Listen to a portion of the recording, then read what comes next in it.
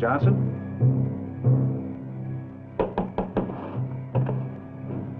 I'm the doctor you sent for.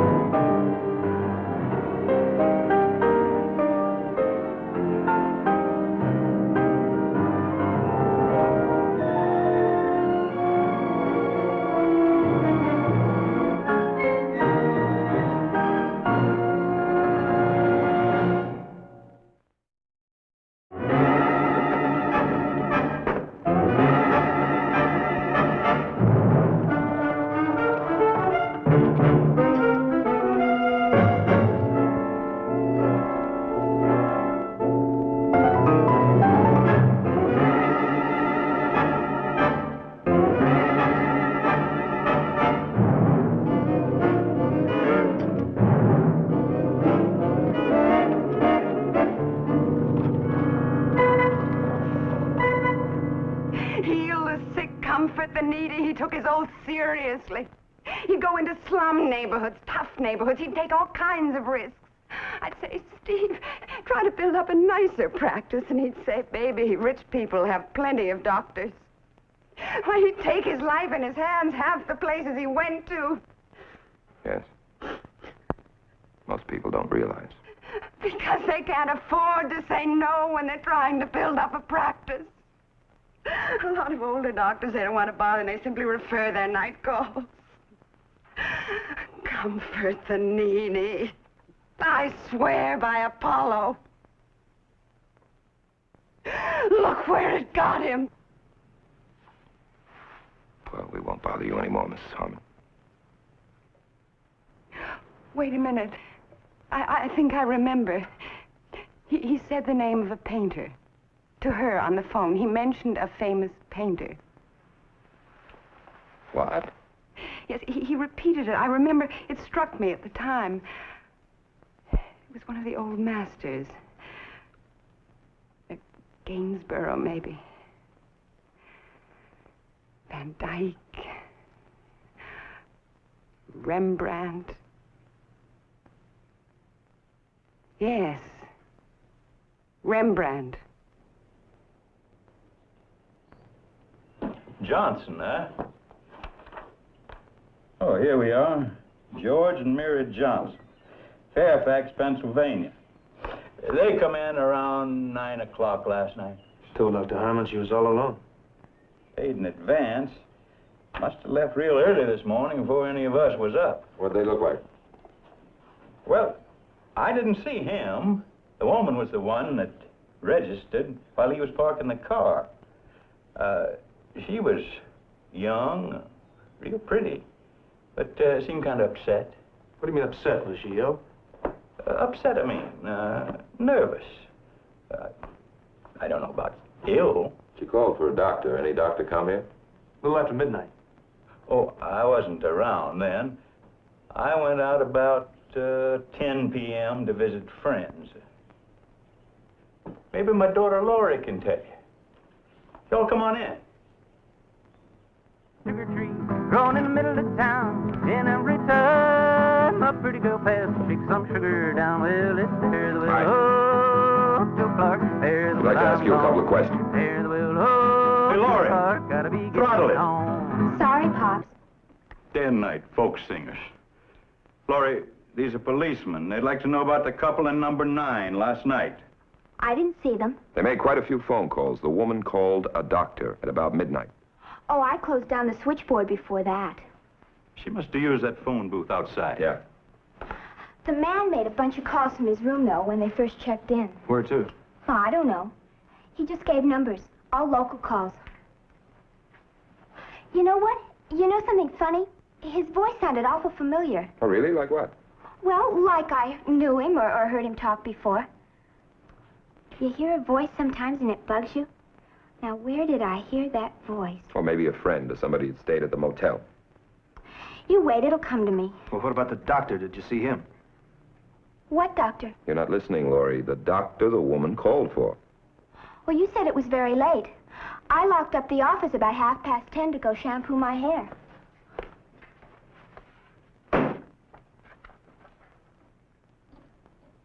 Fare the well, Ojo Park, fare the well, I'm gone. Fare the well, Ojo Park, gotta be getting on, gotta be getting on. Oh. Hey, fellas, what's it all about? Don't tell me I'm getting a low-class clientele. Doctor was murdered late last night. Probably on these premises. You kidding? Nope. Well, that's all I need. You better show us that room the Johnson couple occupied.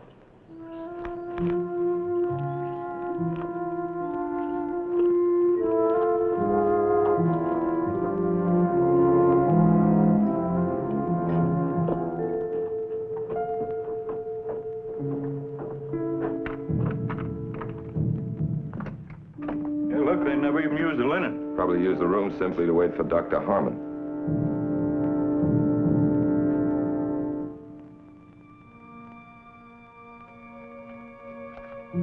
Hey, Dad. You ever hear of a place called the Lugubrious Lizard on Santa Monica Boulevard?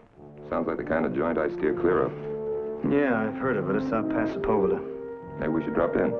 Why? I'm sure they give away about 500 of those every night.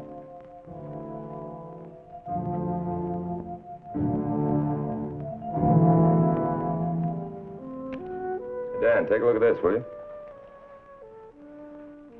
Now, I am a triangle doodler. This guy, or woman, is strictly a curlicue doodler. He probably sat here doodling while he made those phone calls, while he was waiting for Dr. Harmon. It's amazing. All right, Sherlock. You come up with a better theory.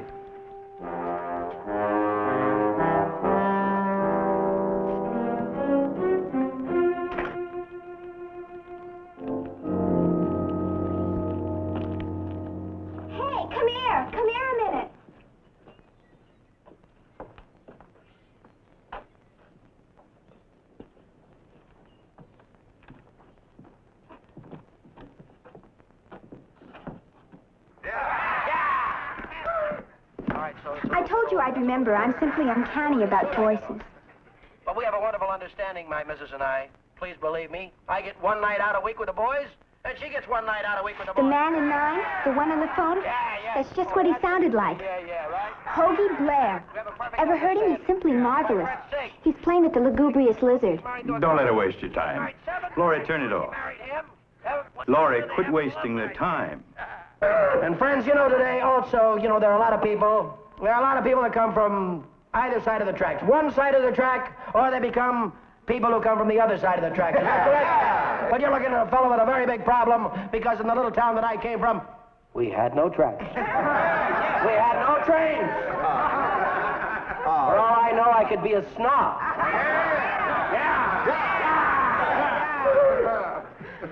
Well, let me tell you this. Right here. Oh, don't worry, we're going to keep going. How long have I been up here? Too long. Well, let me tell you something. I'm not growing anymore. Let me tell you. Oh, I thought I'd grown a foot. But listen, let me tell you this. All right, okay. Take it easy. I can see right now the boss over there wants me to call a cab and get off of here because he wants to plant a table right here. Yeah, so anyway, I want to thank you all for coming and taking the trouble to see our little show. If you did like our show, remember we do a word-to-mouth business, so be sure and tell your friends, right? And if you didn't like it, keep your mouth shut and let them get stuck on their own. So take care of yourself. Remember, the show's been very long and I'm very short, so be good to yourself out there and have a lot of fun. He's good. I told you he would be. Most of the students in my art class have been raving about him. Nick, you're not going to question him here. Why not? You know you're the limit. You ask a girl out for a date and finally suggest a nightclub, and it turns out to be in the line of duty. Here he comes. Hey, Hoagie. Yes. Nick Anderson, Joyce Hallam. How do you do, Miss Hallam? How do you do? You made quite a hit with the maitre d'. Why don't you sit down and join us for a few minutes? Thank you. Thanks very much. I'm a little heated up from those two shows. You'll have to excuse me. I bet. Wow, they certainly aren't building detectives the way they used to. She sculpts, I detect. He's not used to night clubbing, so he brought me along for protection. She's one of your aficionados. She also teaches art. She also dates cops. Yeah. It's okay. He's an egghead type cop. Well, what am I suspected of? Parking my car too near a hydrant or something, Sergeant? No. But you were at the Rembrandt Motel last night. The what motel? Rembrandt? Rembrandt. Sounds like it needs a new coat of paint or something. The Rembrandt Motel. Anybody that'll be caught in a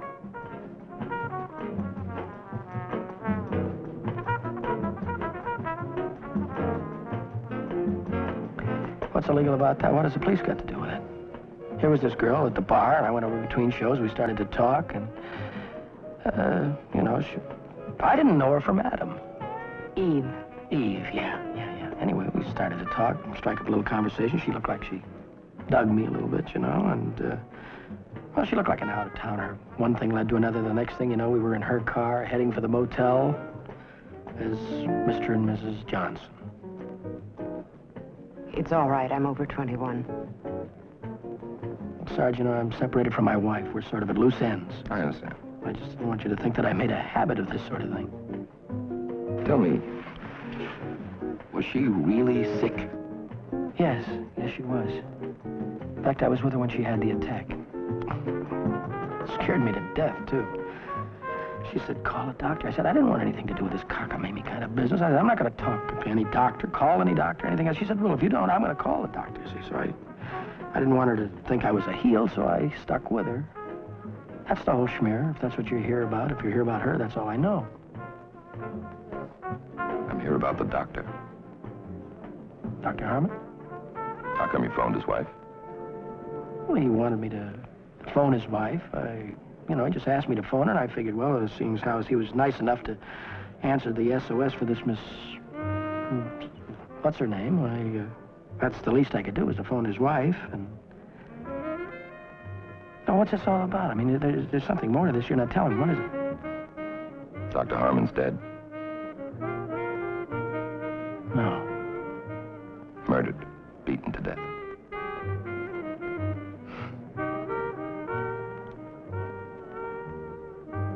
Tell me, did you see him drive away from the motel? Yes, I did. I saw him when I was in the phone booth making a call for him. I saw him get into his car and drive away. Awfully nice guy, too. Very kind, considerate. He came and calmed her down, calmed her fears and everything, you know. God, his poor wife. Yeah. Well, that'll be enough questions for now, Hogue. I'm sorry to throw this at you in the middle of your routine. That's all right, Sergeant. Anytime. I'll be around for anything you need me for. Take care. Nice to meet you, Miss Ellen. Thank you.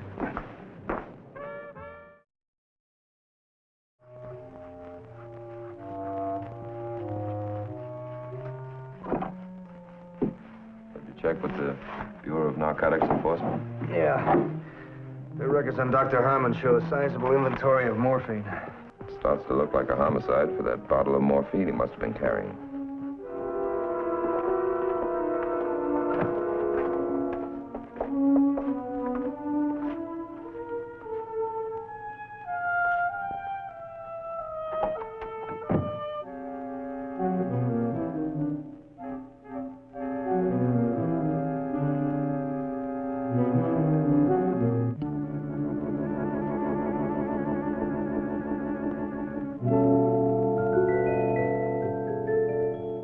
That toilet flush before we made the bust. But it's not going to stop me from booking every one of you. The eyedroppers are enough. The needles are enough. And your arms. What are they, bedbug bites?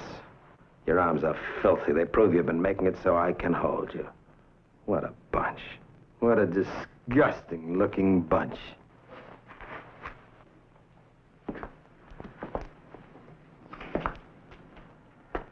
And you crumbs. How are you paying for it? Boosting? Purse snatching? Rolling drunks?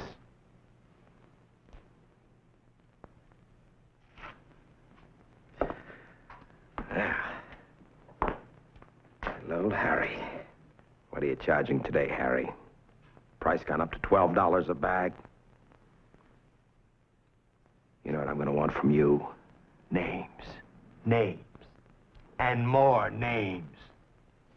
That goes for the whole crowd. If you want to get back to your needles and your eyedroppers, you better give me all the information that comes into your sick little minds. Other junkies, where your meats are. Who scores for you besides Harry? I'll have a tape recorder waiting. Think about it. I try to keep your name out of it, so you won't be cut out on the outside, but I can't promise. Hello, Nicky. How are you? Long time no Reggie, see. how's Irma? Ah, she's fine. Couldn't be better. Hey, what do you know? We got a second grandchild. Two? Two! You're kidding. Hey, congratulations. Listen, Nick, you got to come out the house someday soon. Sure. Nothing would give Irma greater pleasure. Anytime. What can I do for you? Well, like I told you on the phone, Reggie, this Harmon case is still wide open. Now, with the junkie aspect, we have to look for all known addicts. Help yourself. Thanks. It's alphabetical. There were 2,500 arrests in the greater Los Angeles area last year. I got pictures with most of them. It's only a fraction, maybe 10%. Wow. Doesn't look like Blair's here. Not under his name, anyway. You know, I didn't think Hoagie Blair was an addict. I mean, he was too alert, too outgoing. His brain seemed too clear. That's how much you know. That's how much the average Joe Dokes knows. That's only 10%. They're tricky, Nick. They're deceitful. They know all the ways to hide it, except from each other or somebody like me who's been on the tail for 20 years. One, don't go by appearances. Okay, Reggie. You're the narco bull, you tell me. You're lucky. I think I might be able to save you a little legwork. Why don't you come back around 4 o'clock? Oh, make it a little earlier. They always start to sweat a little earlier when we're holding them. Be my guest. Those creeps in there will be ready to spill their guts. They'll sell out their best friends. What do you mean? You wait until they need a fix, and then you squeeze them? Sure, you want information, don't you? You're trying to break a brutal murder case. Yeah, But nothing. The only time you'll get something even resembling the truth is when they start shivering, or they get cramps, or the nose starts running. But don't start telling me that they're sick. It's not criminal. That it's not fair, not cricket. I'm not telling you anything, Reggie. It's your business. You're the expert. But I hate the whole thing. It's putrid. Stinks to high heaven. it stinks, huh? You don't know what kind of people they are. They steal from their mother. They let their kids go hungry. You don't deal with them as if they're human beings. So what do? You sweat them, torture them, use the third degree? Well, some guys have to. But I don't. All right, so I'm a heel. I'm the heel of these poor, misunderstood junkies. You want a prediction, Nick? I'll make with a prediction. This homicide case of yours involves junkies. You won't crack it. You won't even get to first base until you're ready to deal with them like I do.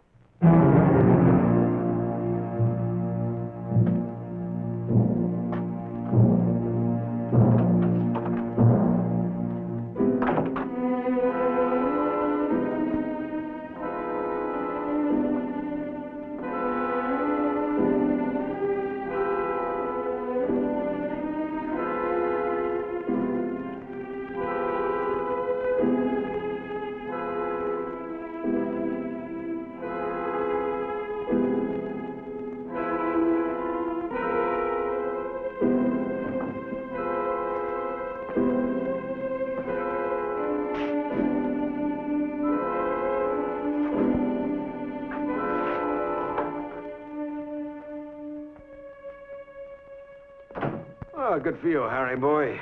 You play ball with me, I'll ball with you. The customers, I don't want they should know. I've transferred the whole lot of you to separate detention cells. No one has to know you've been let out. That name you wrote on a piece of paper had the bull show me. Hoagie Blair. I used to be his connection. Now he buys mostly from a cat called Manny. But he called me day before yesterday when Manny got busted. He's a heavy customer. Maybe $200 a week. How long has he been feeding the monkey? Long time, 8 years. Nice guy. Sweet guy. Lovely wife. Simply beautiful. She walked out on him a couple weeks ago. She found out he was a junkie.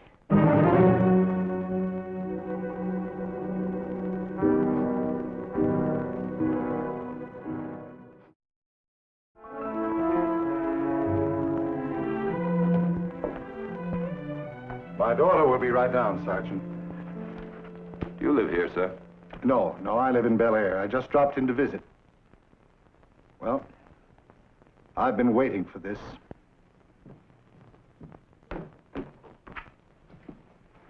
Mrs. Blair? Dad says you're a detective. Would you rather talk to me alone? I think he knows a good deal about this already. I'd like to know something about your husband's addiction. My husband's what? His illness, his drug addiction. That is the reason you're separated. Broken up. We're still very much in love. We're trying to work things out. That isn't what I asked you, Mrs. Blair. Why don't you answer him, darling? Tell him the truth. Can't you see he's finally in a real jam? She keeps trying to cover up for him.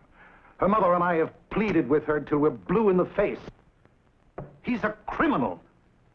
He breaks the law every time he meets one of those narcotic peddlers. Every time he pushes that filthy needle into his arm. Daddy, don't do this to him. So he can afford the stuff now. But for years, every penny he could lay his hands on. Why, he even got her to come to me to borrow money.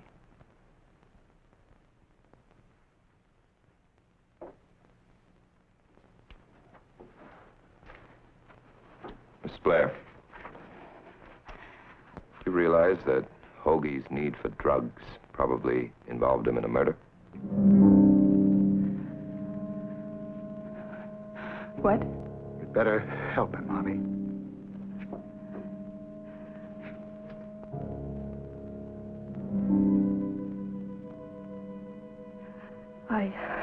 I still love him. I guess I'll go on loving him, even after this thing destroys him. Like our marriage. Do you still see your husband, Mrs. Blair? Quite often. How does the song go? Can't live with him and can't live without him. You see, in spite of what you may think of him, he's not scum. He's not a monster. I can't live without him. I just can't. Did you see your husband yesterday, Mrs. Blair? Yes, he dropped by in the afternoon. How do you see him? Very good. Relaxed and enthusiastic about his new routine. Isn't that usually a sign that they have plenty of narcotics on hand? Generally, that's true. Yes.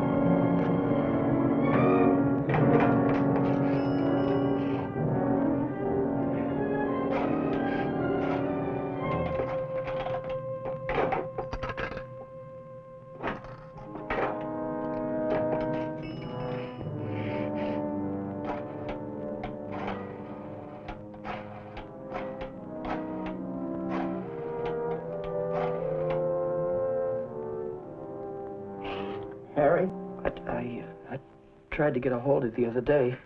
Hoagie? Your great one for voices. Harry, listen, I gotta see you because, you know, I tried to get a hold of some other people in town, but I guess everything is kind of clamped down all over. Well, things have been pretty rough all over. It's pretty warm outside. I got the money, see? I got the money, and where could I meet you? How do I know it's cool at your end? Harry, listen. I gotta see you. You understand? I'm gonna leave town, and I gotta have enough to last me. Remember when the heat was on my other place? Yeah. But the price has gone up at $60 an eighth of an ounce. It's all right. It's all right. I got the money. What do you say about half hour in your place, huh? Half an hour will be fine. Oh, okay. Thanks. I love you, Harry. Half hour.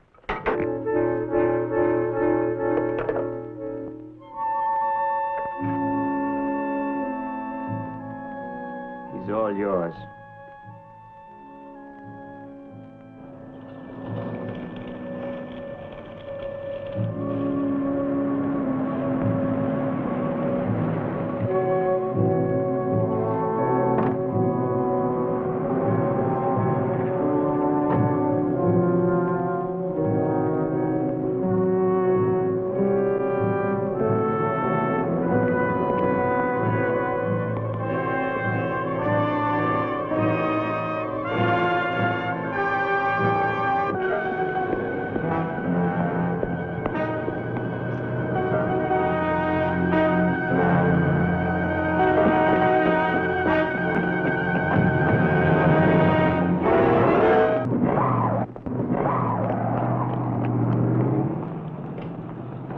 Don't let it throw you, boys. He won't get too far.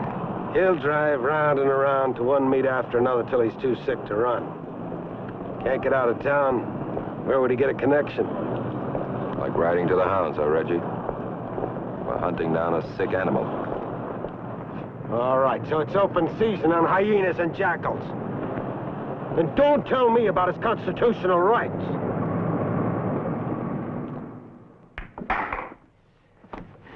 Is Tony around? Manny? Fats?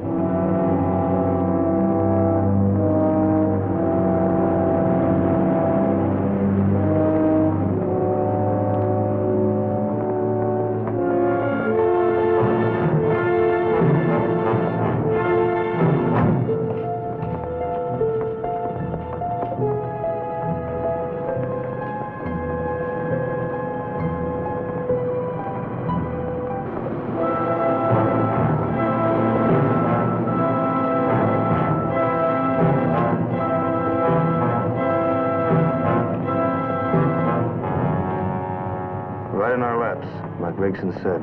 Yeah. Like we had him on a leash all the time.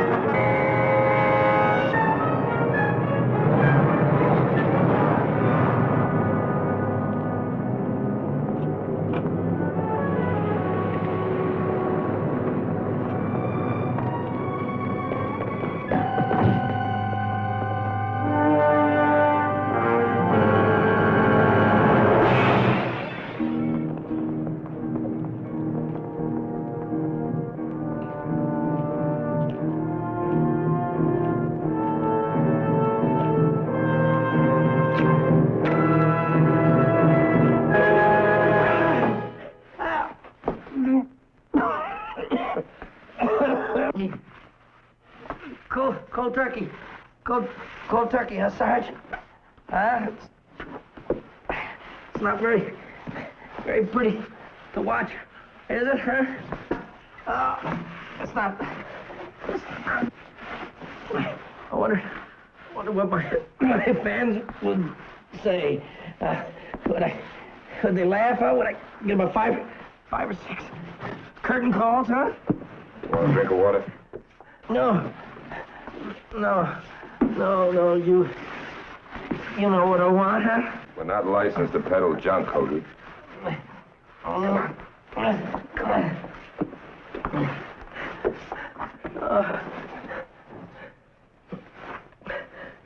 How did it happen? How? A man with your brilliance, your future, the talent you have. The girl, she was hooked too. She was a junkie like me too.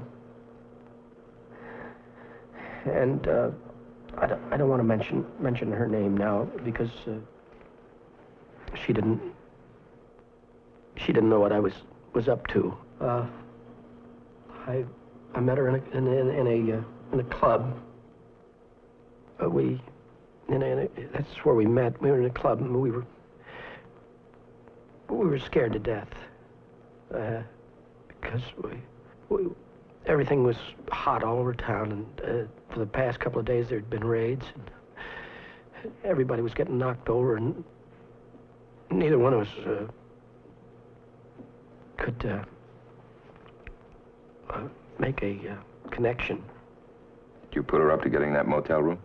Yes, and then I joined her later. And I joined her later. And then I made her call a bunch of doctors, and she kept calling until we got one that would come over. And then? I sent her away, and I told her I was going to make a buy from the doctor. And that's why I was alone when the doctor came. Did you try to buy the stuff from Dr. Harmon? Well, sometimes when you offer enough to some quack, he'll pop over. But when I told Dr. Harmon about this, why, he looked at me like I was crazy.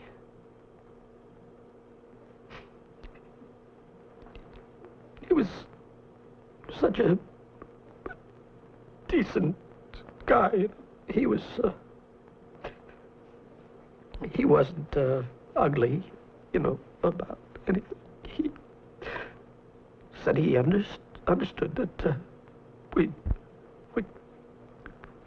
we couldn't help ourselves, and that we needed the stuff. He begged me to turn myself in and to commit myself. Where did the fight take place? Outside of this place that we were at. He walked out.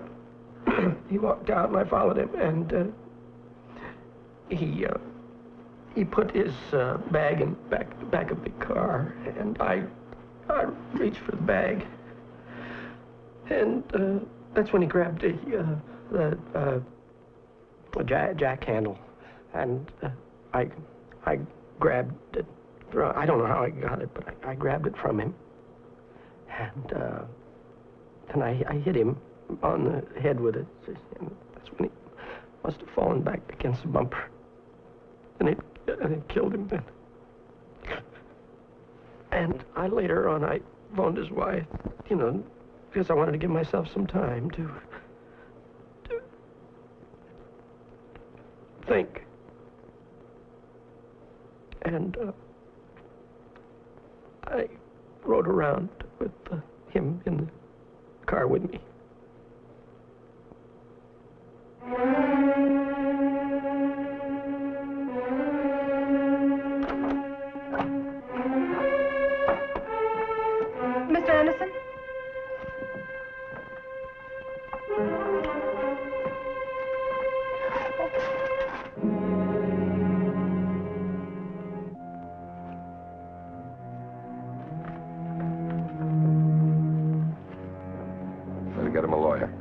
get his own lawyer.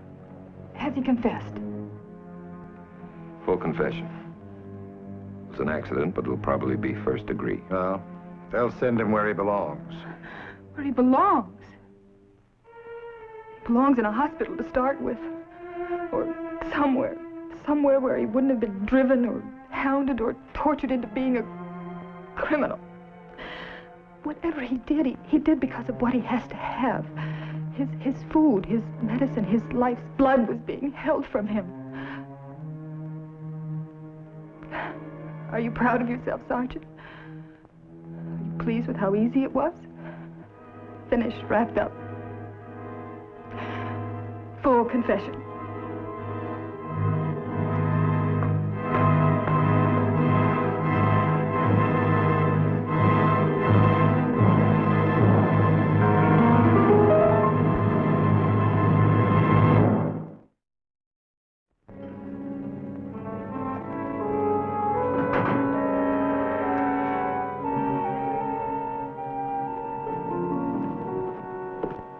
Father-in-law must be getting quite generous. He's retained Fighting Johnny Egan, the juror's delight. Very funny. Listen to me, Blair. I don't want you, Mr. Egan. I don't want you or any other lawyer. You understand? This is a capital case. You've got to have a lawyer. Why? Why do I have to have a lawyer? It's cut and dried. Haven't you read the script? The script? Sure. 5 pages long, my confession. The DA told the grand jurors that I'm something out of Dracula. Should have heard him tell them about Dr. Harmon's hospital record, his research into medicine. This worthwhile human being destroyed by this degenerate lump of putty. Don't write the district attorney's summation for him. Oh, I won't have a chance. I'm going to plead guilty, so why don't you just save your courtroom brilliance for some of these slobs who really need it, huh? Blair, come back here. They say you addicts have a suicide impulse. Mr. Regan, don't try and give me any of that Johnny Do-Good stuff and try to understand us. We're nothing but a bunch of garbage. I've handled junkies before, so don't you get the idea I'm concerned about saving you. Maybe you're right. As a human being, you may not be worth saving. But if you're looking for atonement, I'm giving you a chance to do something constructive, to help others. I don't read you, Counselor. Well, they say you're very clever, savage, satiric. You get up on a stage and you demolish false values. You point out social absurdities. In your own way, as a comic, you expose hypocrisy. So? So, my stage is a courtroom. I may not be a sick comic, but our aims are not entirely dissimilar. I also use my stage when I get disgusted by hypocrisy. When I see things that cry out for public notice, things that stink to the high heavens. Now, one of them concerns you. Not Hoagie Blair, the individual, but the tens of thousands of people like you in this country who are hooked on narcotics. Our criminal laws on drug addiction are massive absurdities. They're cruel, nonsensical medieval, and inoperable. Your case gives me a chance to put on a demonstration of all that, or at least try to. You could save yourself a lot of trouble. Why don't you take it? Don't you want to help him, your fellow garbage, as you put it? Or are you too bent on self-destruction to care?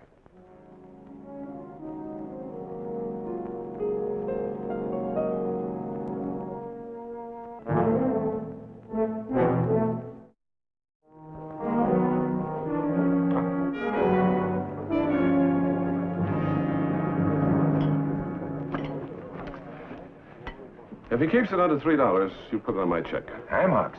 $1.35. That sounds good. I'll have some. Except for potatoes, you know. Yeah, make it 2 vegetables. I'll buy you lunch today, Counselor, to express my admiration. Most lawyers wait for headaches, but you ask for them. Meaning Hoagie Blair. Meaning Hoagie Blair. My girl tells me you sent around for a copy of the confession. John, I can hear you already. Obtained under duress. The defendant was under great stress, in need of drugs, and therefore... I sat with you at a bar association lecture one night 2 months ago. We both heard a reputable doctor describe the mental and physical syndrome known as withdrawal symptoms. With projecticides. Well, you and I both know that a confession made at a time like that is involuntary. It follows a kind of a torture. All right. What do you want the police to do? Provide every junkie with a platter of heroin before they start asking questions? Oh, no, that'd be illegal. They can't call a doctor in to give him an injection. That'd be illegal, too. All right, so there you are. Jerry, what about a confession made by a suspect with severe heart trouble? Where would you be, lawyer, could show he hadn't been allowed his digitalis in the police station? Out of luck. Right. But junkies are different. Junkies are different. Junkies are different. The law says they're different. Local ordinances do, not the Supreme Court. All right, I agree with you. The whole thing is snafu. You know it, I know it, and Judge Tasman will be sitting on the Blair case, knows it. A junkie. That's all the average citizen has to be told. And he'll provide his own nightmare image right out of Robert Louis Stevenson.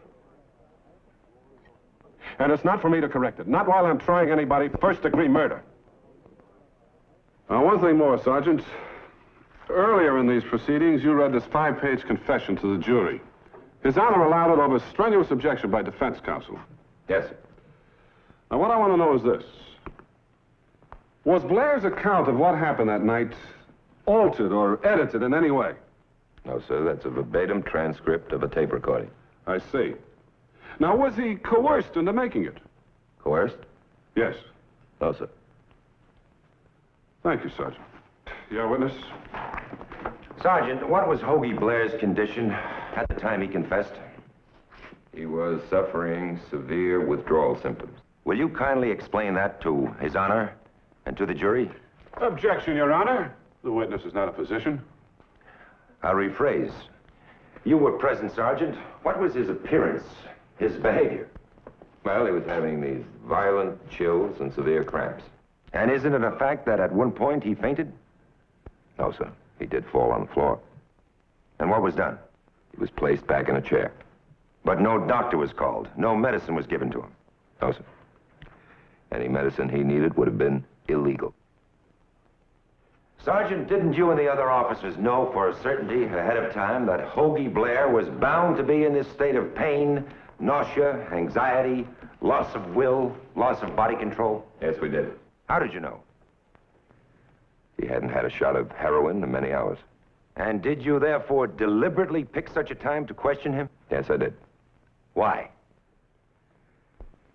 It's the easiest way to get addicts to talk. Thank you, Sergeant. No more questions. Your Honor, again may I respectfully point out that this confession was obtained under duress. You haven't shown duress within the customary meaning of the word, Mr. Egan. Denied. Call your next witness. So he says to me on the phone, Harry, don't let me down. Hoagie, I said, with all these raids, I can hardly get enough stuff for my regulars. All right, now tell me, what did Blair say to that? Well, if I can't score from you, he says, might have to cop from a drugstore or a doctor's office, something like that. The defendant flatly stated that he might have to rob a physician? On the phone, he said it, yeah. Now, was this before you read about Dr. Harmon's murder? It's the day before. I see. Now, Harry, I'm going to ask you this. You yourself are also an addict, isn't that true? Yeah. And you have many convictions for peddling, petty robbery, impairing the morals of a minor. 8 convictions. And this was known by the defendant when he did business with you, isn't that right? Objection. What possible bearing? To show, Your Honor, that the defendant had no compunction about consorting and dealing with criminals of the lowest type. Irrelevant, Mr. Miller. This man's customers became criminals themselves simply by purchasing from him.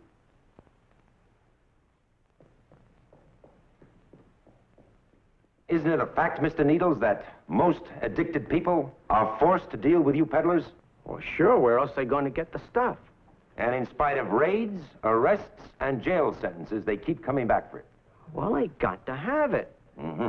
And the syndicate, the underworld, the big dope importers, they know that, don't they? Well, sure. It's, simple economics. They're supplying a need. Simple economics. One more question, Mr. Needles. Isn't it true that a fix, a single dose of heroin, costs from $4 to $10? Yeah? And when it's not illegal, not handled by the underworld, when it's dispensed pharmaceutically, how much does it cost? Well, I guess, about, 25 cents. Now, Dr. Murray, you say that Besides treating convicted addicts, your state-run institution is also open to those who come voluntarily to be cured. Yes, sir. I see. Was the defendant ever a patient of yours? Yes, sir. For 4 months several years ago. He came to your hospital asking to be helped in kicking the habit, as it's referred to. Did you help him? He was discharged as cured. So that when defense counsel implies that these people are forgotten outcasts, it just isn't true, is it? It just isn't true. A great deal's being done for them. Of course. Thank you, Doctor. Dr. Murray, as a qualified expert, will you tell the jury what percentage of addicts, supposedly cured, go right back on the stuff? Well, statistics vary. What are the official estimates by the government, medical associations? About 90% relapse. And some experts say up to 99%, don't they? Yes. Doctor, you have some patients who come back for the cure 5 or 6 times or more, don't you? We have one addict who's been back 20 times. Well, honestly speaking, Dr. Murray, doesn't all this indicate that we know very little about the nature of drug addiction? Very little. Have we a right then to point a moral finger at these people? To call them criminals when the cures we offer them simply don't work? Perhaps that's why we condemn them, Mr. Egan.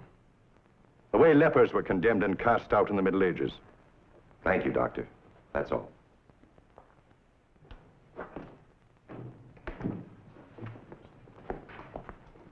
Your Honor, please. I'd like to call another witness who's not been listed, however. He's just volunteered. Take the stand, please, Mr. Connaught.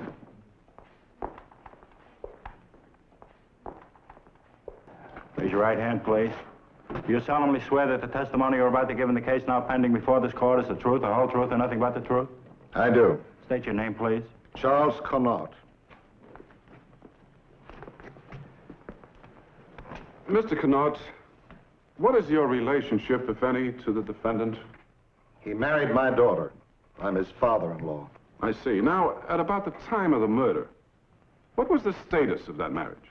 My daughter had separated from him. She'd asked him to leave their house.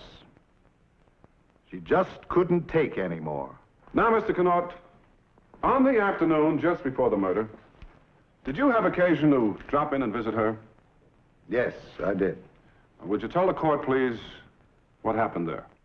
Well, as I walked into my daughter's living room, I heard her on the telephone upstairs. She was very upset. She was crying. So I listened in on the downstairs extension. Would you tell us, please, what you heard? I heard him. That killer sitting there. And he didn't sound like a man at all. He sounded like some kind of a whining animal. He was telling her how he was looking everywhere for narcotics. Everywhere. He was boasting about combing the whole town for them, and how he wouldn't quit until he found some. Now, Mr. Connaught, you say that your daughter was very upset. Upset? She was crying. She was sobbing. It sounded to me as though she was trying to stop him. But I couldn't listen anymore. I had to hang up the phone. But that's the way their minds work. They actually boast about wanting it, Mr. Connaught. about looking for it everywhere. Mr. Connaught. They flaunt their filthy cravings Connaught. at those who love them. They don't have any human feelings. Mr. Connaught, And don't let his lawyer fool you. They're all alike. They're depraved. They've got to be wiped out. Mr. Connaught! Jury will disregard that last remark. Forgive me, Your Honor. I simply lost control. Mr. Connaught, you evidently harbor a lot of hatred for the defendant. That's putting it mildly. Will you please tell us why? Yes. I watched him put a sensitive young woman through years of hell. Pure hell. What they do to those who care for them is just another kind of murder. This court is adjourned until 10 o'clock tomorrow morning. All rise.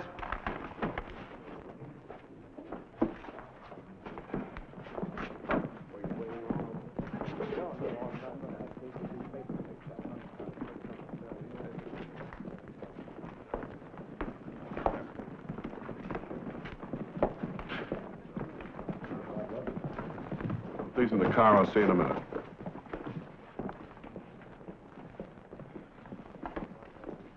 Hey, Counselor. Why don't you give Hoagie a message from me, will you? Tell him I had to testify for the state. The heat was on me, tell him.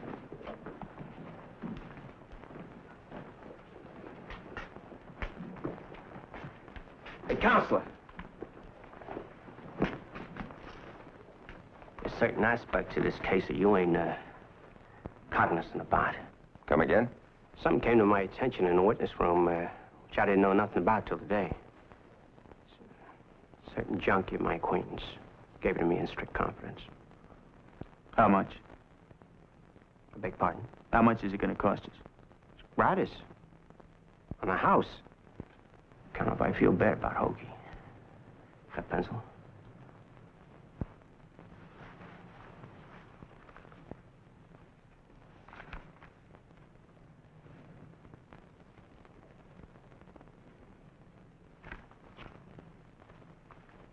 What's this? An address. I can see that. What am I supposed to do with it? Just go there tonight. Don't tell nobody else. Just go around 10 o'clock. And what do I find? If you're lucky, a certain party that can help your client.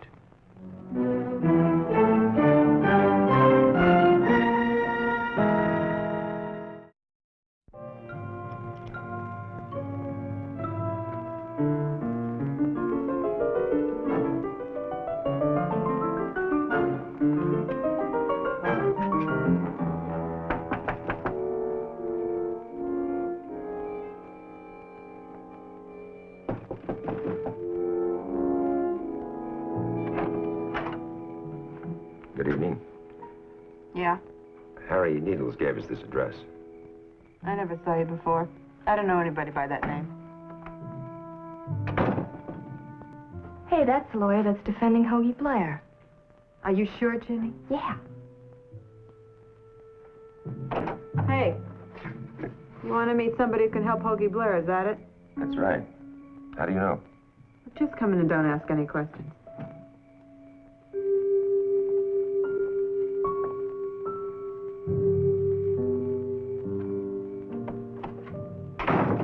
This way.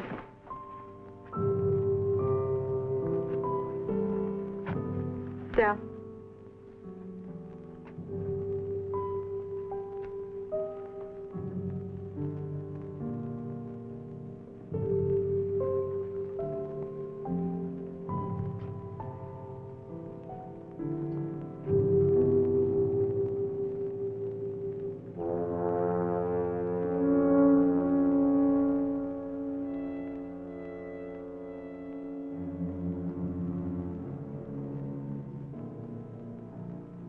I can't stand the waiting.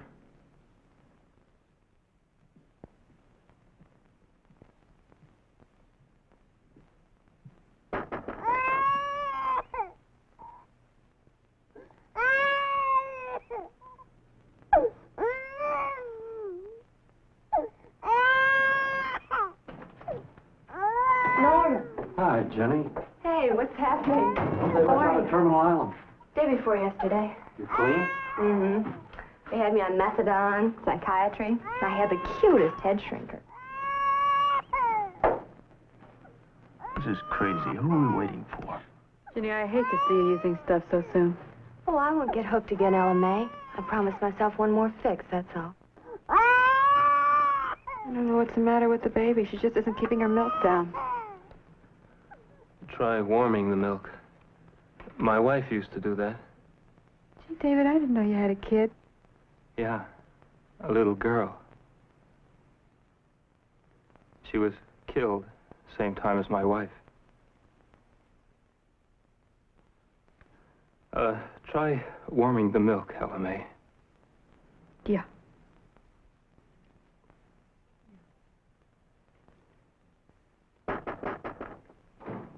Oh, Ginny, would you keep an eye on the baby, please? Is the stuff here yet? No, not yet. Tommy's still out. You'll have to wait.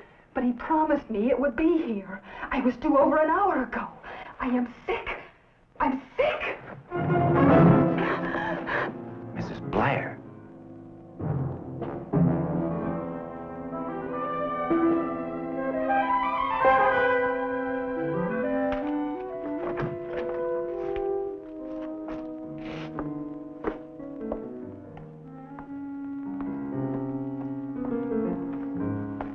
Linda, darling. Sweet. Oh.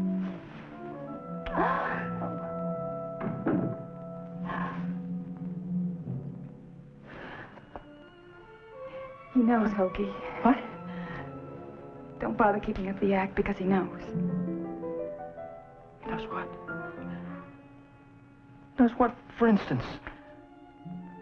What do you know, for instance? I saw her last night, Hoagie. At Tommy Hoving's pad. I had to get it somewhere. With you in jail, it has to come from somewhere. Hoagie, he wants to put me on the stand. No. No, definitely no. Hoagie, this man's on your side. No, I said. No. And he says it's your only chance, Hoagie. But you, darling, you... I want to, Hoagie. I want to. Mr. Egan, for 5 years, those connections were mine. She told me, Hoagie. Darling, what do you think I did it for all that time? To have you walk into some courtroom and strip yourself naked? I want you alive, Hoagie. Alive? What have you been lying to her for? I killed a man. What good would her testimony do? Maybe no good, Hoagie. Or maybe it'll bring a recommendation of mercy. Mercy? Life in San Quentin? At least not dead. I don't want to sound corny because I hate corny people. But please, God, let my husband live and I'll go clean, God, clean as you made me. Please, darling, don't do that. Listen, please don't. No, darling, listen. God won't listen to us. We've conned him too many times. Hoagie, I've got to make use of every mitigating circumstance.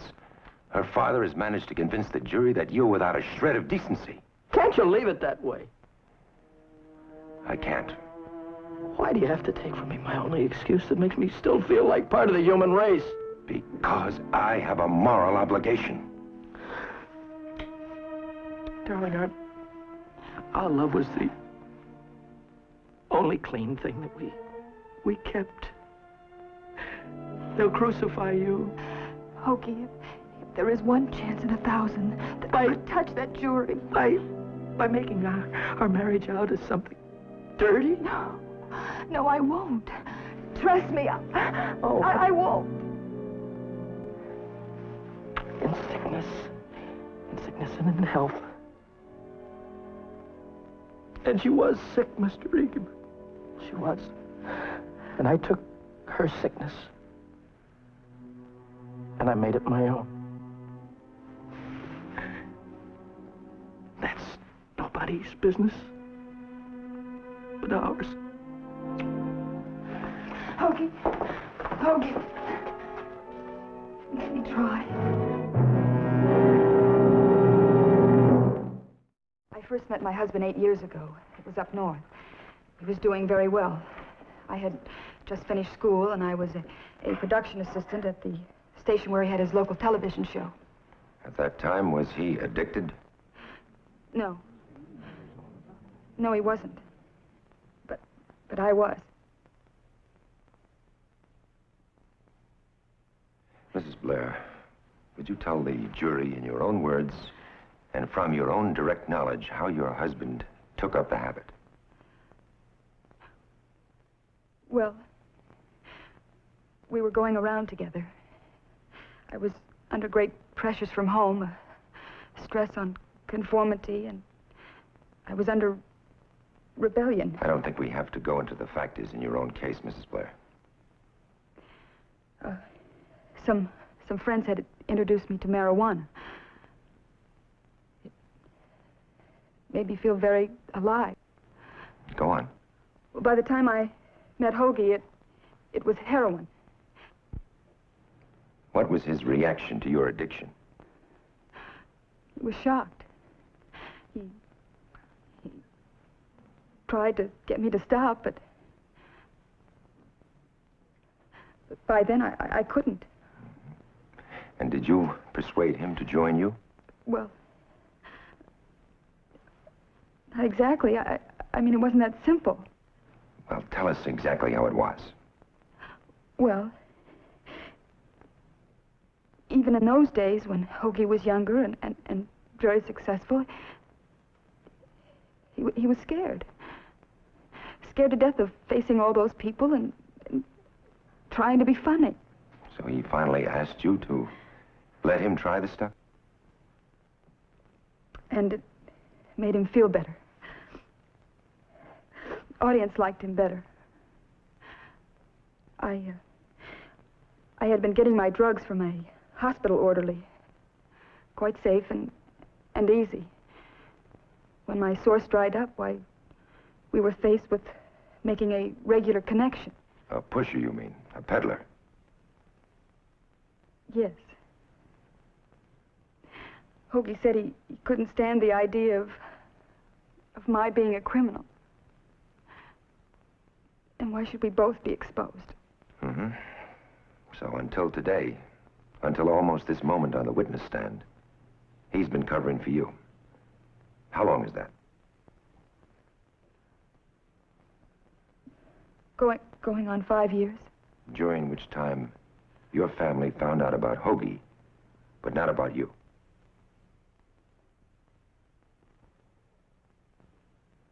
Yes. Yes, he got me to pretend that I was doing everything I could to stop him. Don't you see? All these years, I'm the one who dragged him down. All right. Are you all right? Yeah.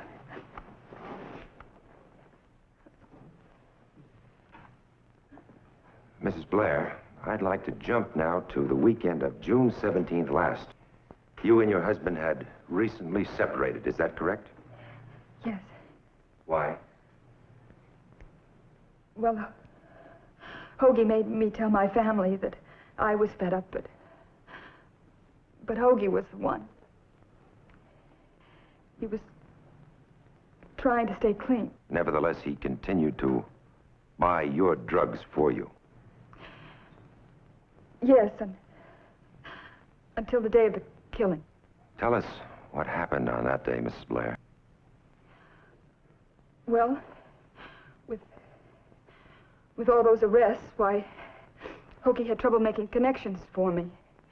He begged me to kick my habit to cold turkey, like he was doing.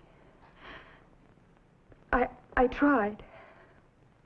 I really tried. But I couldn't. My father must have heard me call Hoagie. Then Hoagie took me to that motel where he tried to score somewhere in the neighborhood for me.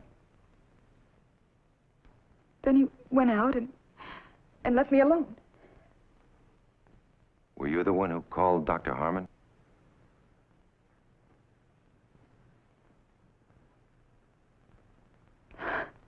Yes. Yes, I was.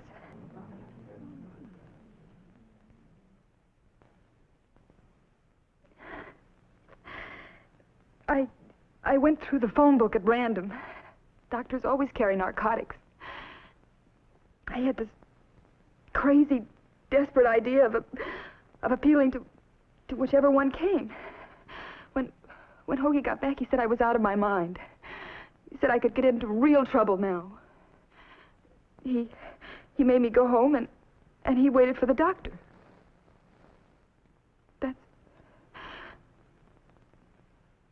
That's how it was, you see. I got him into this whole mess. Mrs. Blair, when did you first hear of the murder? The next morning, when he brought me half of the bottle. Half, but not all.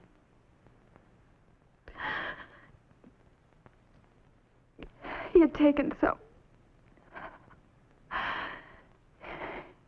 He almost kicked it, you see. But right after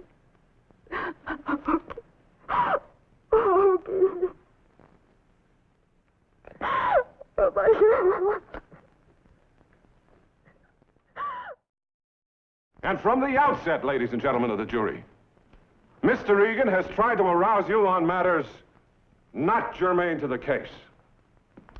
For example, let us even concede for argument's sake that in the light of modern medicine, modern psychiatry, our laws against drug addicts may be obsolete, and in time may even be changed.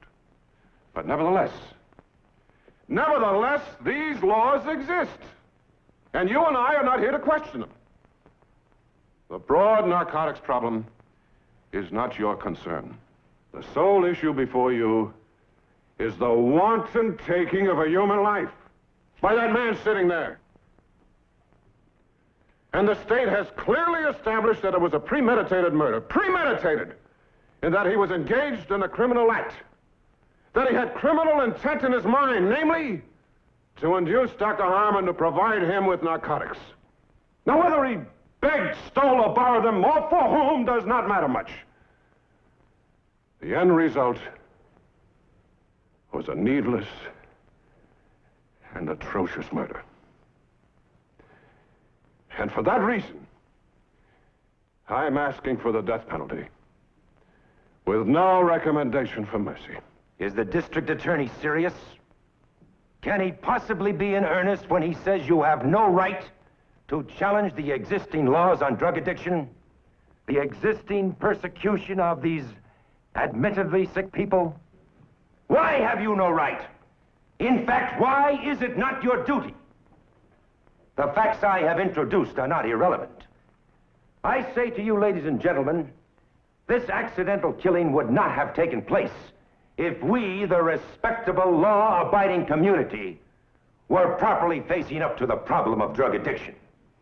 It is both evasive and immoral of us to permit laws which say to an addict, don't dare to alleviate your disease or you become a criminal. I call it not only hypocrisy, but an absurdity to try and put an end to illness by labeling it illegal. And I remind you that certain social diseases are no longer a public menace, but they were conquered by the medical profession, by not the police. Now, I don't mean to condemn law enforcement agencies. They didn't ask to have this problem dumped in their laps. Society, you and I, in our ignorance and evasiveness, have permitted this to happen. Now, the state has tried to show that Hoagie Blair made no effort to overcome his so-called criminal craving. Yet one of their own witnesses, a doctor, admits that for physiological and psychological reasons which we yet don't understand, up to 99% of these people go back to drug taking. You heard another witness brand Hoagie Blair as callous, without normal feelings. And then you heard his wife. She gave an entirely different picture of him, didn't she?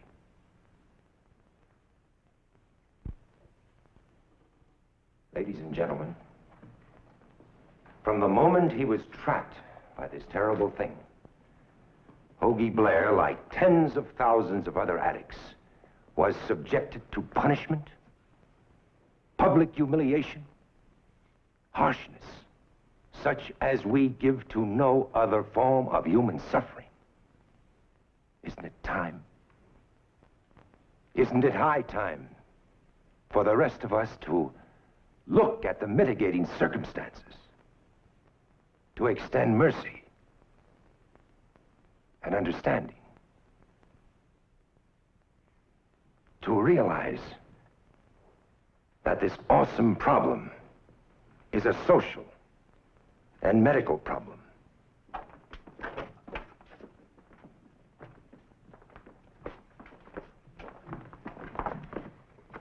I don't know. I just don't know.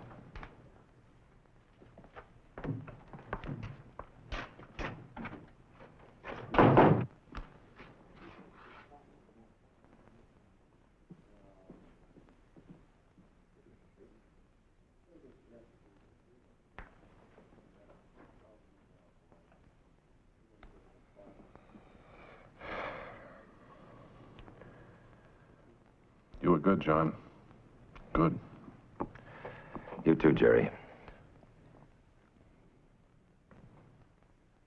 They've been out 2 hours. I'd hate to be on that jury. That's the worst of it. You hit the nail on the head. We're all on that jury.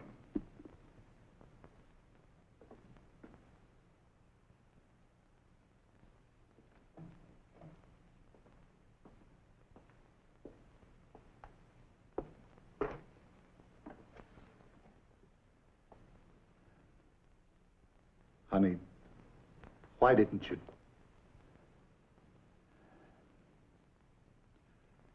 I could have helped you. We can still try to lick it, can't we? And maybe help him.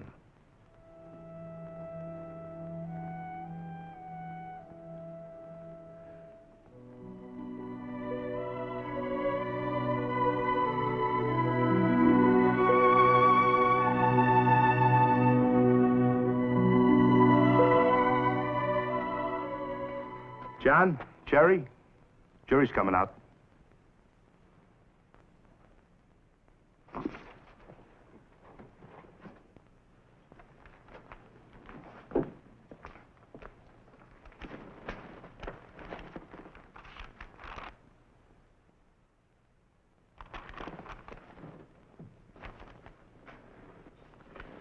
Has the jury reached a verdict? Yes, Your Honor, we have. The defendant will please rise and face the jury.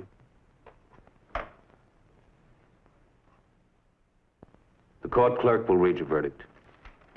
We, the jury, in the above entitled cause, find the defendant guilty of murder in the first degree.